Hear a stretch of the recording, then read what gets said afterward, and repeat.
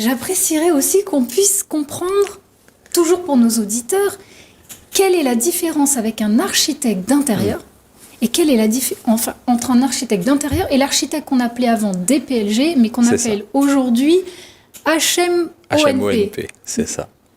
Racontez-nous. Alors du coup, l'architecte d'intérieur, alors c'est vrai que donc ça fait Juste avant, vous êtes né où? à La Réunion, au port. Au port? Non, à Saint-Denis. Merci. Bien sûr. Sinon, demandez-vous. sûr. À D'accord, Saint-Denis. ok.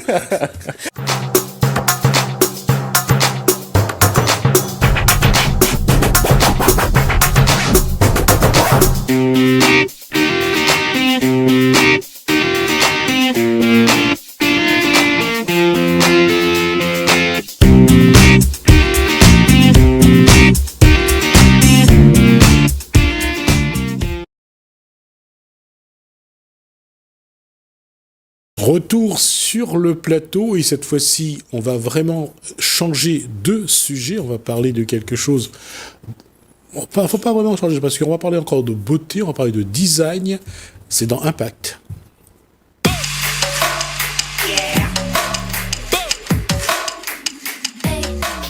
Et l'Impact, bonsoir Corinne Salvant-Mareux. Bonsoir, Jasmine. Votre invité. On reçoit aujourd'hui Brice Bataille, architecte d'intérieur depuis 8 ans. Donc, natif de La Réunion, vous avez d'abord exercé à Montpellier en tant qu'architecte d'intérieur dès la sortie de vos études. Et vous êtes rentré à La Réunion en 2016 et depuis, vous développez votre activité professionnelle en tant qu'architecte d'intérieur et designer mobilier contemporain. Lorsqu'on recherche sur Internet, qu'on googleise architecte d'intérieur Réunion, il semble que vous êtes moins d'une trentaine d'architectes d'intérieur sur l'île, en tout cas qui communiquent ces coordonnées sur Google. Alors avant de pouvoir décrire quel a été votre parcours pour devenir architecte d'intérieur et quelles ont été vos motivations pour faire ce métier, on va d'abord commencer par définir pour nos auditeurs quelle est la différence entre un architecte d'intérieur et une décoratrice ou un décorateur d'intérieur. Et puis, j'apprécierais aussi qu'on puisse comprendre, toujours pour nos auditeurs, quelle est la différence avec un architecte d'intérieur et quelle est la différence entre un architecte d'intérieur et l'architecte qu'on appelait avant DPLG, mais qu'on appelle aujourd'hui HMONP. C'est ça. Racontez-nous. Alors du coup, l'architecte d'intérieur, alors c'est vrai que donc ça fait Juste avant, vous êtes né où? à La Réunion, au port. Au port? Non, à Saint-Denis. Merci. Bien sûr. Sinon, demandez-vous. sûr. À D'accord, Saint-Denis. ok. Je suis né à Saint-Denis et puis j'ai grandi à La Possession. Et je suis parti. Vous avez fait vos études où là? J'ai commencé au port. J'ai commencé au D'accord. port à l'école d'architecture. J'ai fait 3 ans là-bas et ensuite je suis parti à Montpellier en 2009. D'accord. Combien de Voilà. temps en métropole? 7 ans. D'accord. Combien de temps d'école? Pardon? 7 ans en école? 7 ans. Alors non, il y a eu parce que j'ai commencé donc la licence d'architecture à La Réunion et ensuite j'ai changé de cursus. C'est-à-dire quand je suis arrivé à métropole, j'ai changé.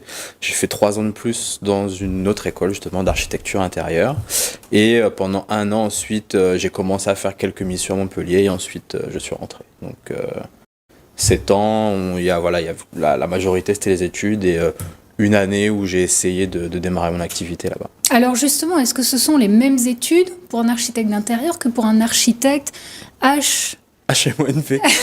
Non. HMONP. Je trouve que DPLG, c'était beaucoup plus simple à dire que HMONP. Non, c'est deux cursus complètement différents. C'est vrai que du coup, le terme architecte qu'on retrouve dans les deux dénominations peut parfois être ambigu, mais c'est vrai que c'est 2 cursus qui n'ont rien à voir. C'est-à-dire que l'architecte HMONP, donc habilité à la maîtrise d'œuvres non propres, inscrit à l'ordre des architectes. 303 architectes à ce jour inscrits à l'ordre des architectes de La Réunion. C'est ça. Donc c'est un cursus qui se passe en 5 ans. Alors, il y a donc les 3 ans de licence, 2 ans de master, et ensuite on a une année justement d'habilitation à la maîtrise d'œuvres non propres, qui fait que vous pouvez ensuite être inscrit à l'ordre et signer des plans à votre nom.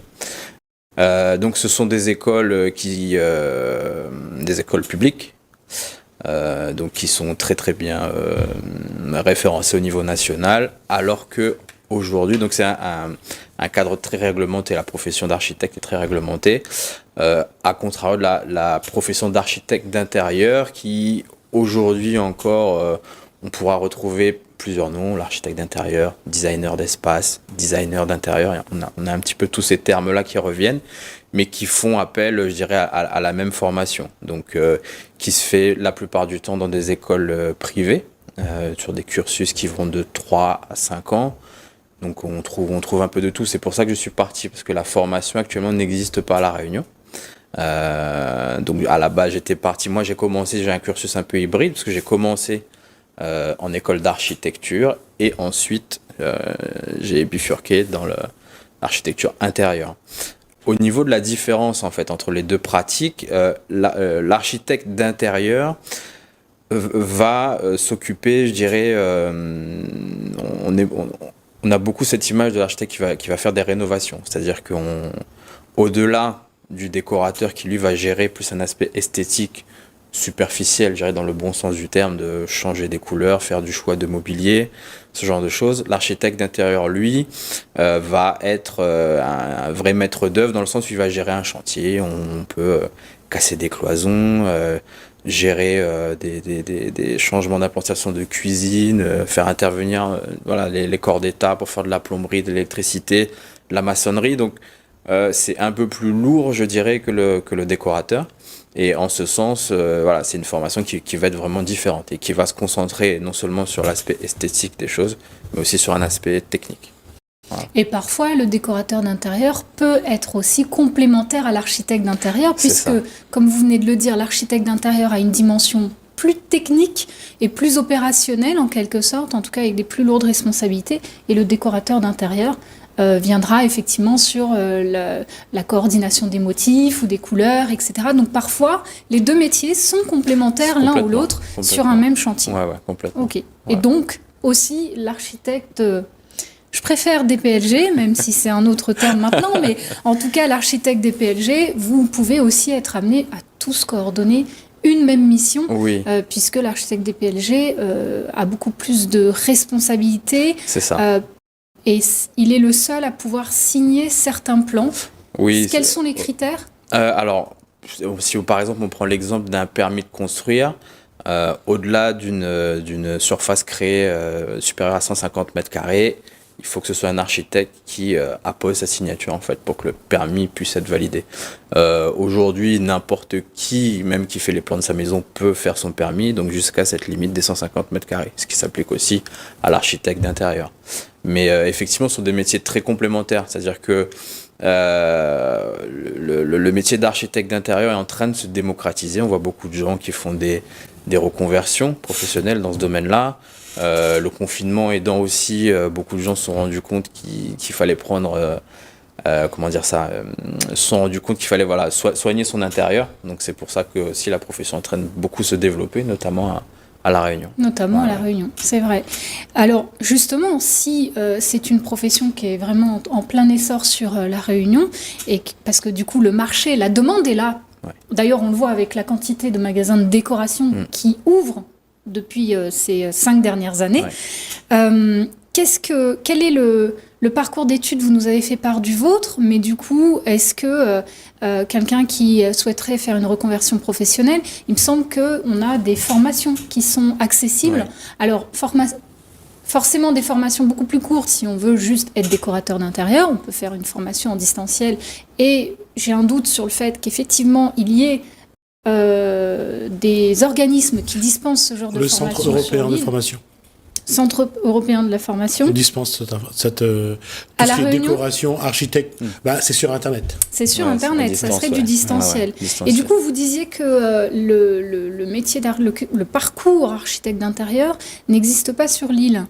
L'ENSAM, l'École nationale supérieure d'architecture de Montpellier, voilà. Elle permet juste d'avoir les premiers parcours de non, justement, l'école d'architecture, justement, au port, dispense la formation pour être architecte HMONP.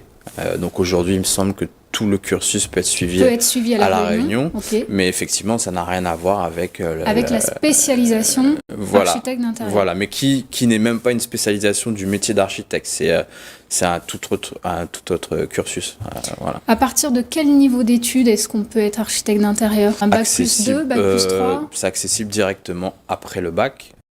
Aujourd'hui, il me semble pas que la législation impose d'avoir un certain niveau d'études, même si la plupart des écoles, me semble, exigent au minimum le niveau bac, et ensuite on a une formation qui peut se faire en bac plus 2, 3, voire 5 équivalent niveau master.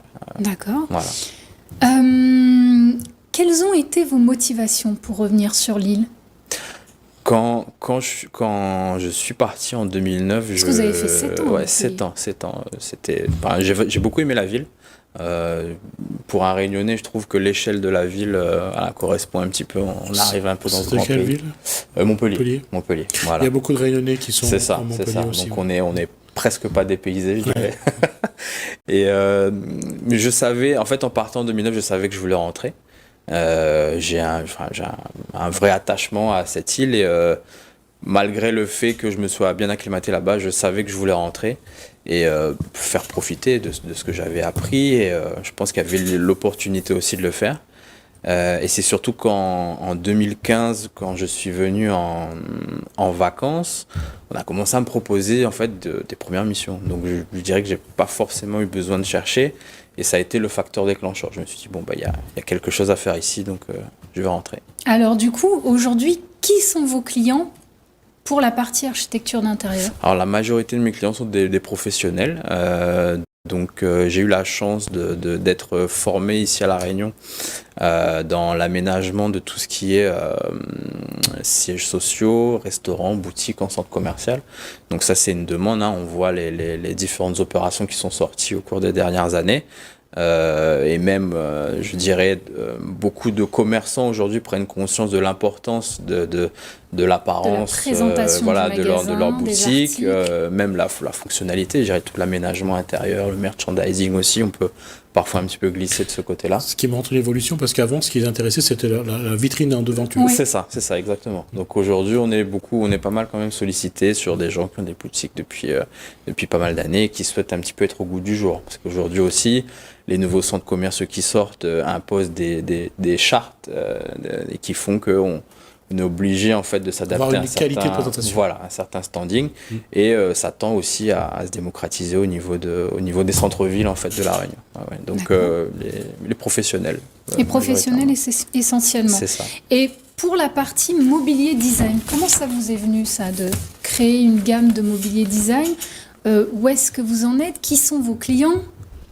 Alors j'ai eu la chance en 2010 de rencontrer un designer à Montpellier qui était venu faire un atelier avec des étudiants de l'école des beaux-arts du port. Et donc en apprenant que j'étais réunionnais, il m'a demandé...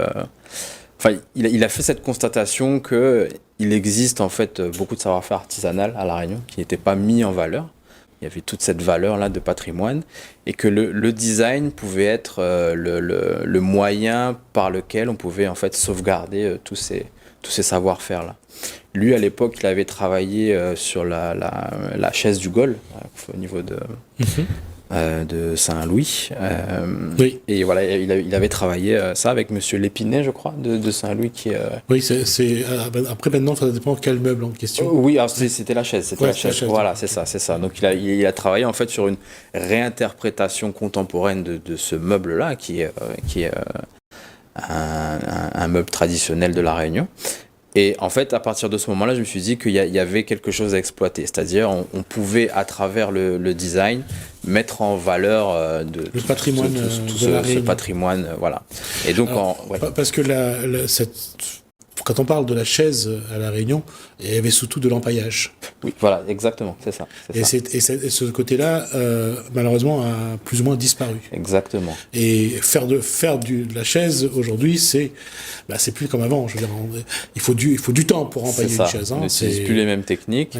Ouais. Bien que du coup, il y a des je pense à la Fédération Métis-Tresse qui travaille la fibre végétale à La Réunion, qui essaie de remettre ça au goût du jour avec des moyens, je dirais, semi-industriels, entre guillemets, pour permettre en fait à cette tradition de perdurer. Donc les choses se mettent en place à ce niveau-là, donc pour pouvoir en fait continuer de transmettre ce savoir-faire-là. Et donc en rentrant, je me suis dit que j'allais commencer à travailler sur ce genre de pièces. Lier un petit peu l'évolution du design avec le patrimoine. Exactement, c'est être dans une continuité, c'est-à-dire que on peut moderniser la tradition de la Réunion, voilà, vous voulez dire, je prends cet art là où il en est, je prends le savoir des anciens et je le retranspose ensuite dans un langage un peu plus contemporain. Il nous reste 5 minutes. Je préfère prévenir, ça évite d'avoir la surprise juste après. Alors, du coup, vous en êtes où dans votre collection de mobilier? Est-ce qu'il y a des pièces qu'on peut venir voir? Est-ce que vous avez des clients? Est-ce qu'il y a des commandes en cours? Oui, alors donc sur les réseaux sociaux, j'ai commencé en fait à communiquer donc sur les différents designs que j'ai commencé à créer. Les premières pièces sont en cours de fabrication actuellement, donc avec des artisans réunionnais. C'est plutôt donc des hôteliers, des restaurateurs qui ont commencé en fait à prendre contact auprès de moi pour pouvoir créer des collections de divers mobiliers. Ça peut aller de la chaise à la table, des consoles, des tables basses, donc pour les hôtels et les restaurants. D'accord. Voilà. Et il me semble que vous êtes en discussion avec un établissement il y a qui a commandé quelques pièces. Un hôtel de Maurice, effectivement, qui m'a contacté. Voilà, c'est ça. Vous ça. voulez nous dire le nom ou pas? Non. Ça évitera d'avoir des choses. Qu'est-ce qui manque? Alors, pour terminer, qu'est-ce qui manque? Vous disiez qu'il n'y avait pas cette spécialisation d'architecture d'intérieur sur l'île. Qu'est-ce qu'il faudrait pour créer cette filière décoration et architecte d'intérieur sur l'île si on voulait conserver justement le génie réunionnais qui est déjà en place à La Réunion? Alors, je pense que toutes les compétences sont là. Ce qu'il faudrait là, c'est de mettre en place une structure, une école, une école ou un centre de formation qui dispenserait cette formation-là. Donc je dirais que sur 3 ans, ce serait un bon compromis. Et ça, vu que la profession est en plein essor actuellement à La Réunion, ça évitera, je pense, à beaucoup de gens. Et puis l'autre avantage de ce métier, c'est-à-dire que c'est un métier qui est en perpétuelle évolution, puisque c'est-à-dire qu'il y aura toujours à faire évoluer ce qu'on sait, ce qu'il faut améliorer, il faut évoluer.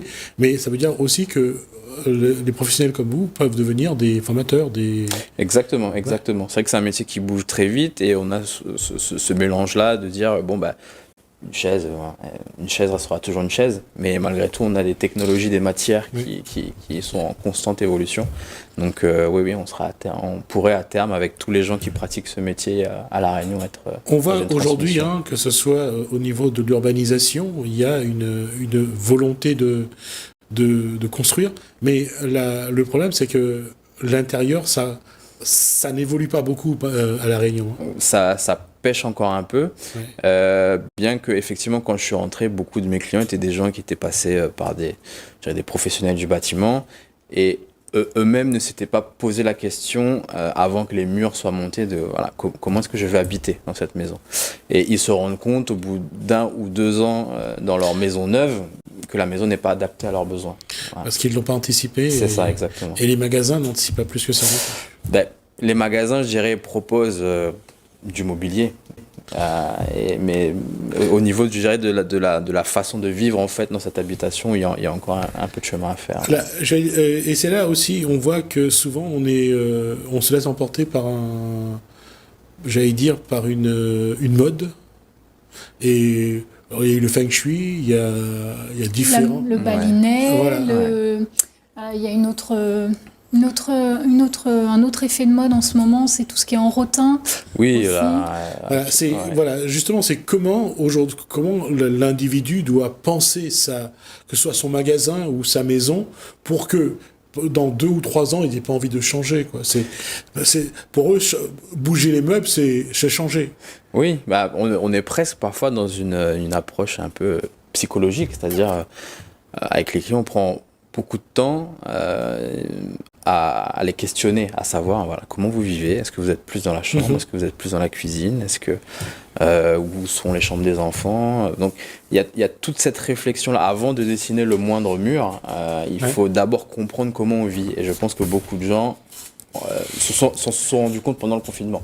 En étant 24 heures sur 24 dans la maison, voilà, si la cuisine est mal placée par rapport à la salle de bain, on s'en rend compte rapidement. Et il y a aussi une évolution, c'est qu'aujourd'hui, on veut gérer l'espace, on veut avoir un espace, on veut avoir un peu de vide. Ça change aussi la vision sur la décoration, sur l'architecture intérieure. Oui, parce qu'effectivement, on a une vision un peu traditionnelle où les maisons... on avait une vision très cloisonnée. On avait la salle à manger, la cuisine. Voilà. Aujourd'hui, on est sur une typologie d'espace beaucoup plus ouvert. Et les espaces aussi tendent à se dépouiller. Voilà, on a des intérieurs de moins en moins chargés. Voilà. Moi, j'ai toujours aimé ça, c'est d'empiler les caisses, d'empiler les objets. Et après, il faut l'enlever parce qu'il y a la poussière. En tout cas, on aura fait le tour. On a fait le tour, je pense, sauf si Monsieur Bataille a un dernier mot. J'encourage tous ceux qui seraient intéressés de faire ce beau métier, de se lancer et pourquoi pas lancer un appel aussi à ceux qui seraient motivés de créer une école à La Réunion. Ça serait bien de prendre en main la filière design et architecture d'intérieur directement sur La Réunion pour laisser le génie réunionnais opérer ici sur l'île et donc être formé et ensuite être mis à la disposition des Réunionnais. Exactement. Merci Corinne Savomareux et merci à son invité. Merci beaucoup. Il va me rappeler le nom de son invité. Brice Bataille, architecte d'intérieur, designer mobilier contemporain.